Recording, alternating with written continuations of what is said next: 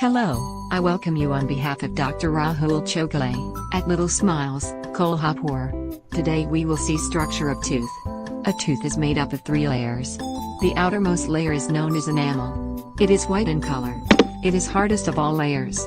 Also it is hardest coating in whole biokingdom. Next layer is called dentin. Yellow in color.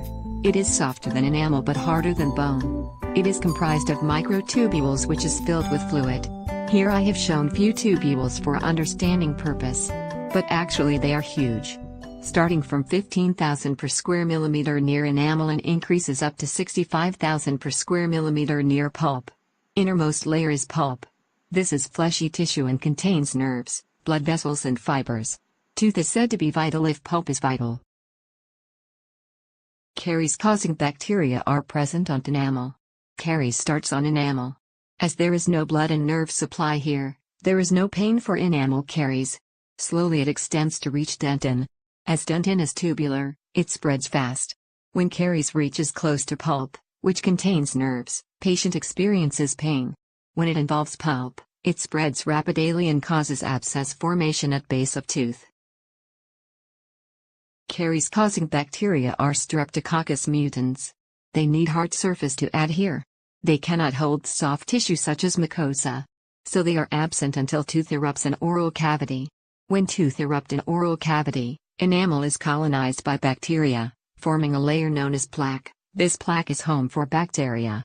Now these bacteria needs food for survival. This need is satisfied by carbohydrates. Carbohydrates that are easily fermentable, for example sugar, are utilized by bacteria as source of energy. But when they utilize carbohydrates, a side product is formed which is lactic acid. This acid start accumulating on tooth surface and causes damage to tooth surface.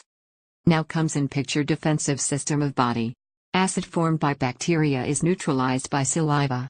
At same time saliva also repairs damage caused by acids by depositing minerals back to demineralized surface.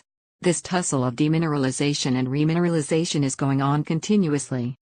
Thus this cycle of bacteria using carbohydrates and formation of lactic acid, that is demineralization and neutralization of acid, by saliva and repairing minor damage to tooth surface, that is remineralization, is going on continuously in oral cavity. This cycle has one more important factor and that is time. Let's see how it affects. So normally pH of saliva is about 7 which is neutral. When we eat something acid is formed and pH goes down. Acid formed will be more in quantity if food contains sugar.